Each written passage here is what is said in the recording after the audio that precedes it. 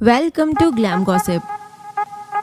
Nora Fatehi आज industry में एक बहुत आइकॉनिक सेलिब्रिटी बन चुकी है, क्योंकि नोरा की डांस की वजह से एवरेज बॉलीवुड मूवी भी बॉक्स ऑफिस पर सक्सेसफुल होती है। इसलिए ये कहना तो गलत नहीं होगा कि नोरा बॉलीवुड की एक बड़ी एक्ट्रेसेस में काउंट होती है। आज की इस वीडियो में हम उनकी लाइफ के बारे में बात करेंगे, तो आप सभी से रिक्वेस्ट है कि इस वीडियो को आप एंड तक जरूर देखें। नोरा फतेही का जन्म 6 फरवरी 1992 को कनाडा में हुआ था। वो एक अरब फैमिली से बिलोंग करती है। उन्होंने अपनी schooling West View Continental Secondary School Toronto से कंप्लीट की। वो हमेशा से ही बॉलीवुड मूवीज देखना पसंद करती थी और वहाँ से उन्होंने रियलाइज किया कि एक एक्ट्रेस को हिंदी मूवीज में डांस और एक्ट करना आना चाहिए। जब भी नोरा घर पर एक्ट्रेस बनने की बात करती तो उनके पेरेंट्स हमेशा मना करते थे और उन्हें बहुत ज्यादा गुस्सा आता था और वो उन्हें समझाते थे कि ऐसे काम उनकी फैमिली की लड़कियां नहीं करती। नोरा की फैमिली एंटरटेनमेंट इंडस्ट्री को लेकर बहुत कंजर्वेटिव थी, पर फिर भी नोरा ने कभी उन्हें अपने एम्बिशंस के बारे में नहीं बताया और घर पर डांस प्रैक्टिस करती रही। उन्होंने कभी कोई प्रोफेशनल ट्रेनिंग डांस के लिए नहीं ली और सिर्फ हमेशा टीवी पर डांस देखकर ही उन्होंने डांस प्रैक्टिस की है। नोरा ने अपने एक इंटरव्यू में बताया था कि वो डांस में अच्छी नहीं थी। स्कूल में सब उनके डांस का मजाक उड़ाया करते थे, लेकिन नोरा डांस के लिए बहुत ज्यादा पैशनेट हुआ करती थी और इसीलिए वो अपने हाई स्कूल में बेस्ट परफॉर्मर अवार्ड पाने में कामयाब रही।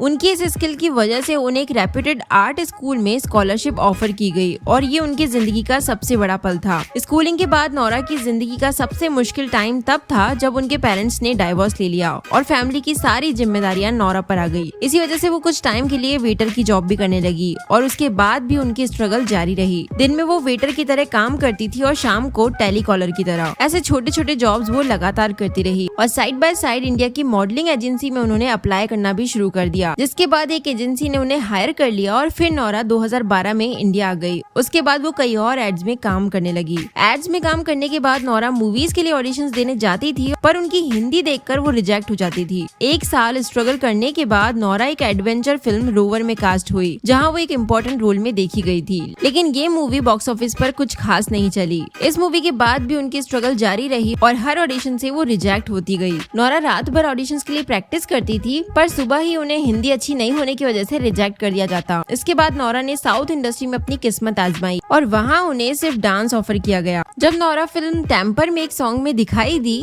उसके बाद वो कई और सारी डांस मूवीज के लिए सेलेक्ट होती गई, जिसमें सबसे बड़ी फिल्म बाहुबली थी। उसके बाद नोरा फतेही को बिग बॉस सीजन 9 में वाइल्ड कार्ड एंट्री के रूप में देखा गया और ऑडियंसेस को वो बहुत ज्यादा पसंद आई। बिग बॉस के बाद नोरा ने झलक दिखला जा में कंटेस्टेंट के रूप में हिस्सा लिया और उसके बाद नोरा को बॉलीवुड से ऑफर्स आने लगे। उनके करियर का टर्निंग पॉइंट तब आया जब वो दिलबर सॉन्ग में देखी गई, लेकिन उनके हिसाब से हैरी सांधू का सॉन्ग उनके करियर का टर्निंग हिट सॉन्ग था। उनका दिलबर सॉन्ग यूट्यूब पर फास्टेस्ट 200 मिलियन व्यूज का रिकॉर्ड बना चुका है और आज इस सॉन्ग के 1 बिलियन व्यूज हैं। दिलबर के बाद वो एक से बढ़कर एक सॉन्ग्स पर काम करती चली गई, जैसे गर्मी, कमरिया, नाच मेरी रानी, ओ साकी साकी और एक कम जिंदगानी। इस वजह से नोरा बॉलीवुड इंडस्ट्री में एक आइकॉनिक सेलिब्रिटी बन गई है और लाखों लोग उनके डांस के दीवाने हैं। कोई भी एवरेज फिल्म नोरा फतेही के आइटम सॉन्ग्स की वजह से बॉक्स ऑफिस पर सुपरहिट होती है। इसीलिए नोरा फतेही बॉलीवुड इंडस्ट्री में सबसे ज्यादा पैसा कमाने वाली एक्ट्रेसेस की लिस्ट में शामिल हो गई है। नोरा फतेही एक आइटम सॉन्ग के लिए 2 करोड़ चार्ज करती है और एक मूवी में डांस करने के लिए वो 5 करोड़ रुपए लेती है।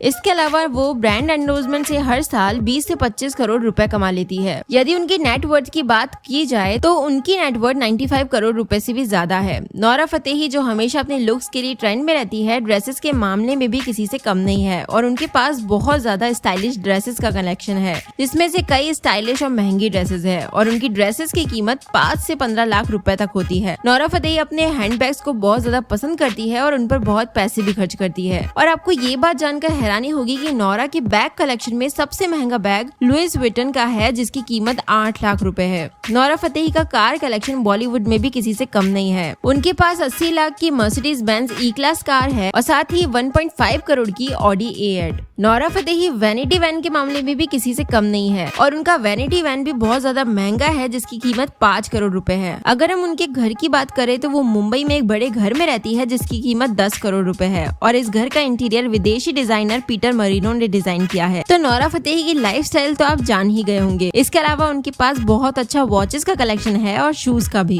तो दोस्तों, आपको नोरा फतेही के इस लाइफस्टाइल के बारे में क्या लगता है, नीचे कमेंट बॉक्स में जरूर बताएं। और अगर आपको ये वीडियो पसंद आया हो तो इस वीडियो को ज्यादा से ज्यादा लोगों के साथ शेयर करें। ऐसे ही इंटरेस्टिंग वीडियोस के लिए मेरे चैनल को सब्सक्राइब करना प्लीज मत भूलना। Thank you.